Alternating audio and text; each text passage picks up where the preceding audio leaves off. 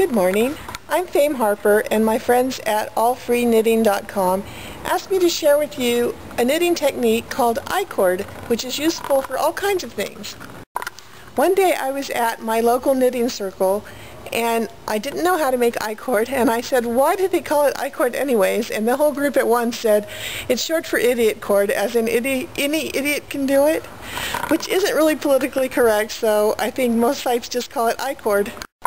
For this project, you're going to need a set of double pointed needles, also known as DPNs, and you're only going to need 2 needles out of the set. So hopefully you can pick some up at a thrift store or something, or maybe you have some kicking around somewhere.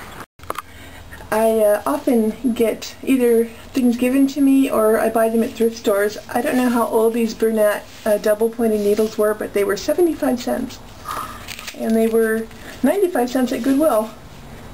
This is a size 10 to learn with, but you can make I-cord with any size of needles and yarn.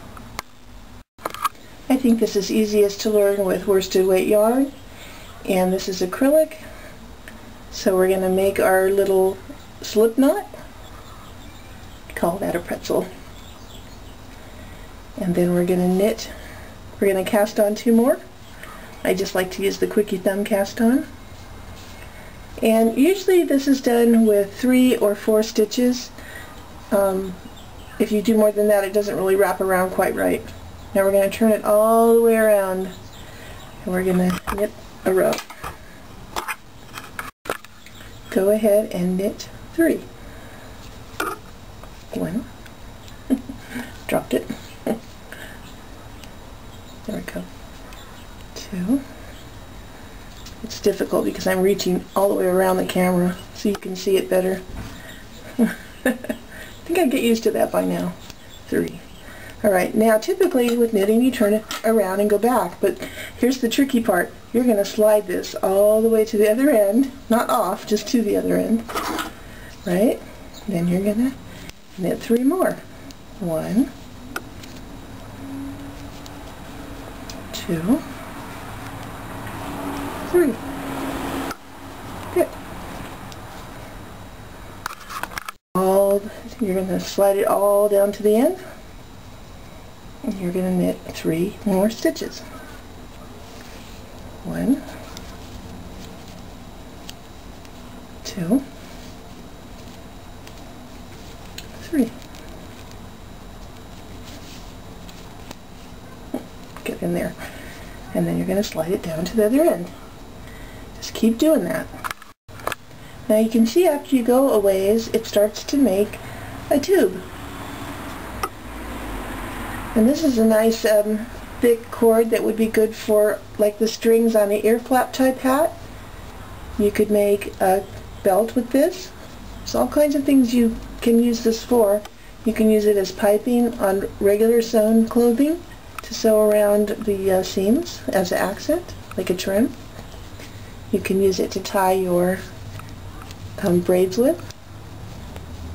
And it looks different depending on what size you use and if you make it out of fuzzy yarn. Oops, now see, I just turned it around wrong and it opened out again, so I got to take a little out. Alright, I took those out and I slid it to the end, so we'll go again. So, you know, old habits die hard, and it's hard to talk and not revert back into my old habits here. Okay, now we're good. Now slide to the end again. And don't let these needles scare you. They look a little sinister. When people walk by, they always make comments, but there's all kinds of things you can do with double pointed needles that you can't as easily do with straight needles. Like make hats for one thing. Make circles. So, it looks kind of like a caterpillar. If it does, you're doing it right. Don't forget to keep sliding it down to the end. I'm going to work on it a bit. Got a bit more done. And if you are into, for example, tribal belly dancing, and you're always using those dreads, those faux dreads, you can use these for your dreads. They look pretty cool and they've got a nice texture. And you can make them out of wool or multicolored yarn or whatever, put beads on them, fancy them all up. So, they have a lot of applications you wouldn't think of right off the bat. put your belly dancing troupe to work making their own little dreads. Great fun. You can put bells on them too.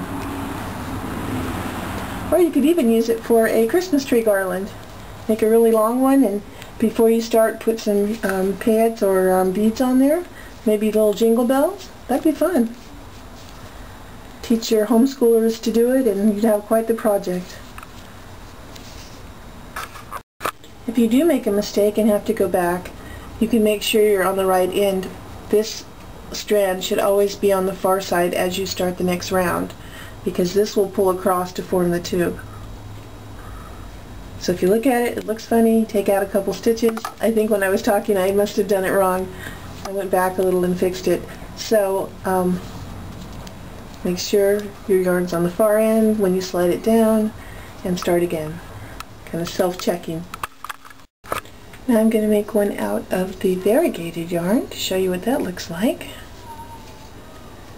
Go ahead and do a thumb cast on. Here, I'll go slow in case you don't know how to do that. You can do any kind of cast on. The important thing is put 3 stitches on.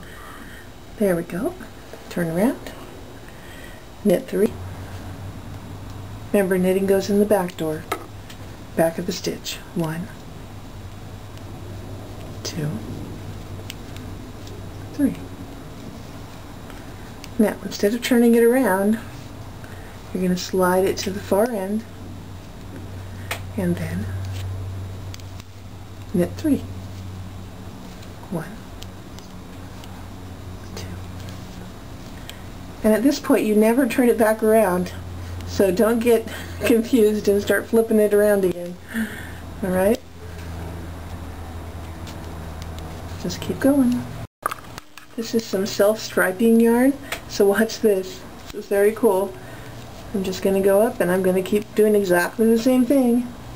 3 stitches. With finer threads you can even use 4 stitches, but that's about it. Slide to the end, and then there's my new color. Right there.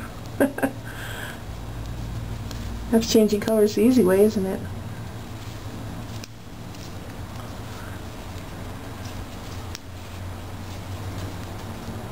Very cool.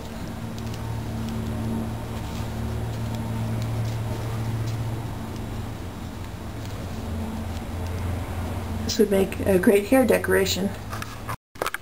When your I-cord is as long as you want it to be, you need to take it off the needles by binding it off. So we're going to go knit 2, 1, 2, and then being careful not to drop your last stitch. You're going to grab the furthest to the right, pull it over, drop it off, and then this is the last one. So you're going to knit that one, and then you're going to pull this one over and pull it off the top, and then you would just pull the tail through here and cut it and snug it down. Trim off the excess. I'm going to go ahead and finish the yellow one so you can see it again. Knit 2, pull this one over, knit 1, pull this one over, make sure it's sliding, and then cut. Pull the little tail through. Got it? And you're done.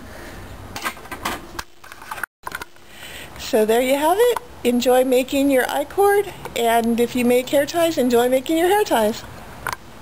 Toodles!